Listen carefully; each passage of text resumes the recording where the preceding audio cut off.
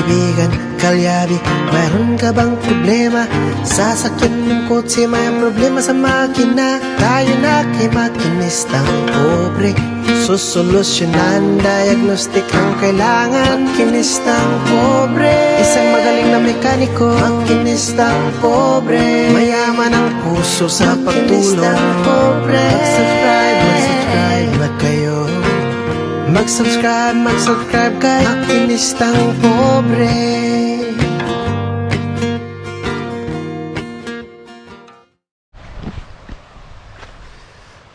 Right, sa mga kalyabe, ayan ang mga bato.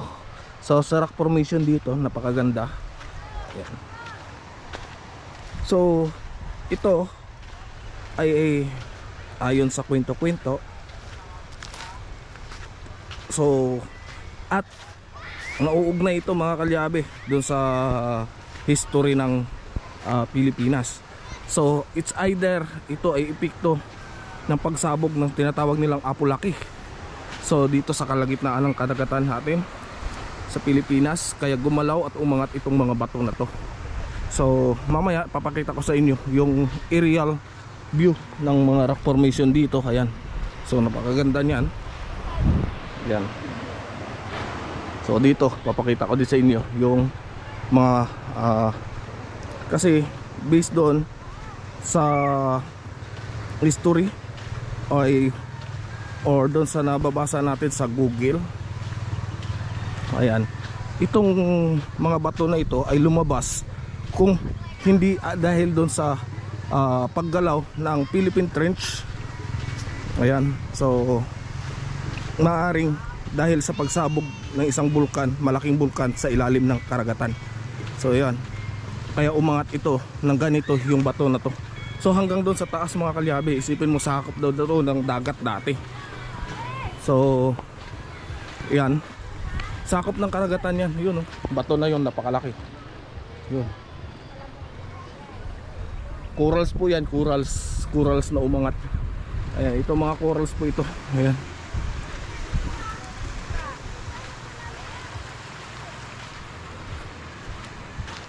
Ayan o. So kung pagbabasihan natin yung itong mga forma ng mga bato, is parang nauugnay siya doon sa kwento-kwento way back 300 years ago, 300 to 400 years ago, na ito ay nang dahil sa paggalaw ng Philippine Trench or pagsabog ng isang bulkan sa karagatan. Ayan, ito po yun. Ayan siya. So which is na nagkaroon po ng magandang epekto dito sa bayan ng Agno. Naging isa siyang spot or parang napakagandang spot na para paliguan or pasyalan. So napaka-instagrammable ng bato na ito. Ayan, so ito kamukha siya ng mushroom. Ayan. So batay lang po yan sa pagsasaliksik ko mga kalyabe, ano? At hindi ko sinasabi na dahil nga talaga doon, pero kung pagbabasihan natin yung pagka form ng mga bato na ito is natutugma doon sa mga kwento-kwento way back 300 to 400 years ago. Ayan. So dito napakaganda. Ayan. So ayan o. So hindi naman mabubuo ng ganito ito, hindi naman maghiwa-hiwala ito kung hindi totoo yung ayon sa kwento na yun. Ayan, so magkakasama daw to dati. Ayan, dito may nakita tayo dito, kuweba. Ayan. Dito. Ayan. So ang lalim. Uy, cave nga siya. Natakot lang ako pumasok dito mga kalyabe. Try natin pasukin ko. Ayan. So baka may ahas kasi. Ayan. Ayan siya oh. Kuweba mga kalyabe na pwede natin pagtaguan. Ayan oh.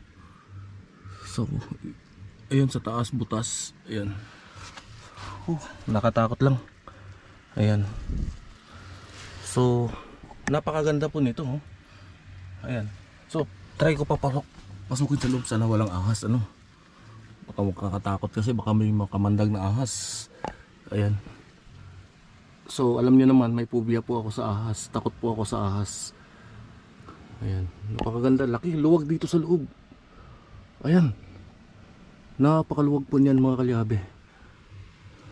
So kung pagbabasihan natin yung kwento ng history, is natutugma siya. At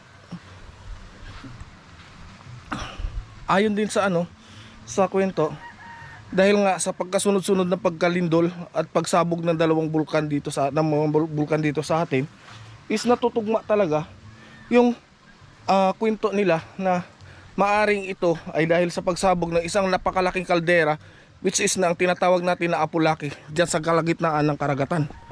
Dito mga kalyabe. Ayan, dyan. So open sea na po kasi yan. So Pacific Ocean ata or Philippine Sea, hindi ko lang sure. Ayan, so Philippine Sea, ayan, or West China Sea. Ayan, West Philippine Sea pala. Ayan ang sinatawag natin, West China Sea. Ayan, West Philippine Sea. Ayan, so napakaganda mga kalyabe. Ang laki yung kuweba nun.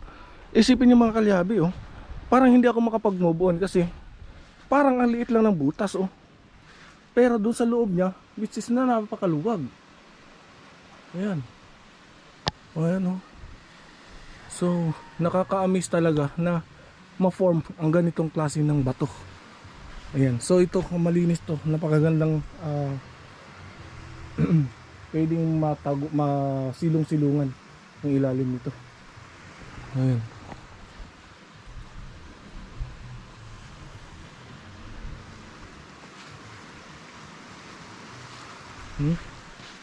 Ito mga kalyabe, ang ganda, sobrang ganda.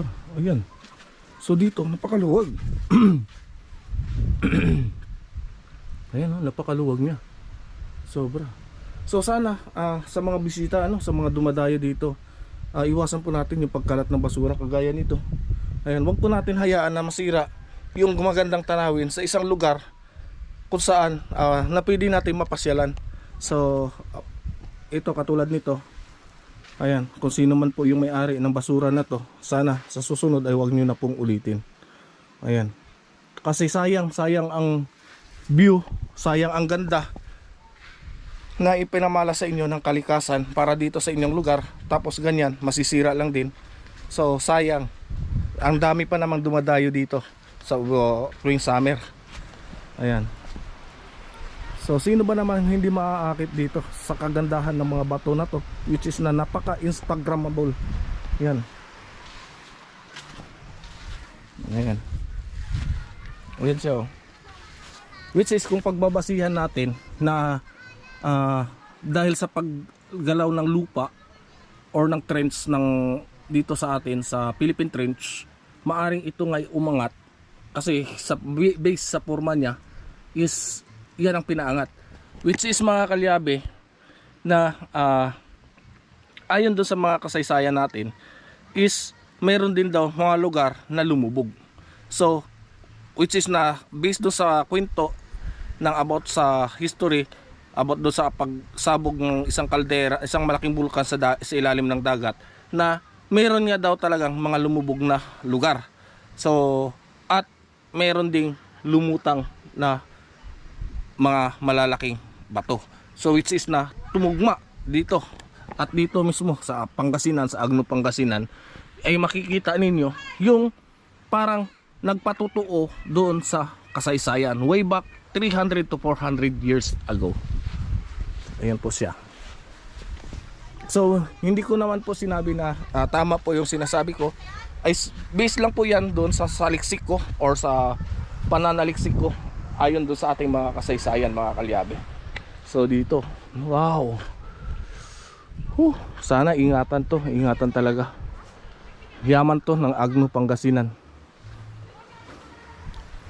Wow, amazing. Ayan so nakapagtataka naman mga kalyabe Kasi ayon sa kwento ni paring Thinking Buddy, ang kwento ng lulo niya dati daw is naaabot pa talaga hanggang dito yung tubig dagat. So maaari nga din doon sa kwento ng lulo ni paring Thinking Buddy is totoo nga po yung nangyari na pagsabog or yung pagkaroon ng paggalaw doon sa ating Philippine Trench. Wow, ito ang mga binubunsay nila oh. Ayun oh, sa mga nag-aalaga ng bonsai. Ito yung ginagamit nilang materials. Itong puno na to. Wow. Amazing. So, ang ganda. Grabe. So, sa gaganda ng mga rock formation dito. So pag high tide mga kalyabe, ito ay abot hanggang dito ang tubig dagat, which is na napakaganda paliguan ng mga bata. Ayan. So shout out sa mga bisita dito. Ayan, marami pong naliligo dito. Ayan sila. Ayan po. So dito mga kalyabe, so dito titingnan din natin yung bato na to, which is na napakaganda. Ayan. Ang ganda nitong bato na to. Ayan. Ayan, napakaganda ng mga formation, rock formation nito. Ayan siya oh.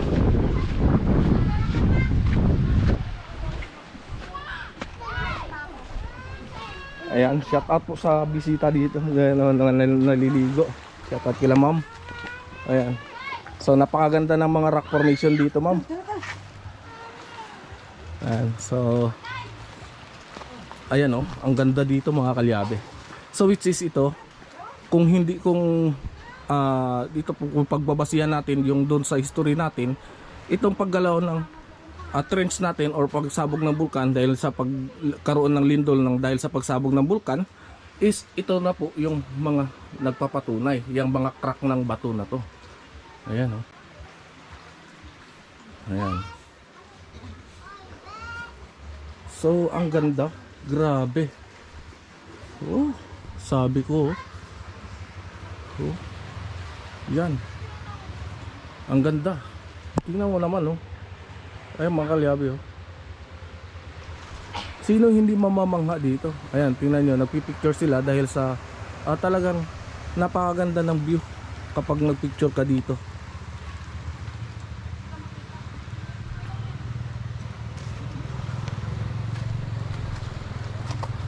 Ayan, naglalakihang bato, katunayan na doon sa pananaliksik natin pwedeng maging totoo yung paggalaw ng Philippine Trench or doon mismo sa sinasabing kwento na pagsabog ng isang malaking bulkan dito sa ilalim ng karagatan natin. So which is na tinatawag natin na Apo-Laki. Wow, nakaka-amaze. Yan mga kalyabe oh. So sayang lubat lang ang drone natin ngayon. So mahaba na kasi yung ano natin, yung aerial view. Ayan, so panoorin nyo sa drone natin, sa drone shot natin yung mga view dito sa about dito sa mga rock formation ng Agno, Pangasinan. So yan oh. Wow, grabe. Ayan oh. Tingnan nyo kung gaano kaganda yan. Ayan. Sa IB. Grabe ang ganda. Alright.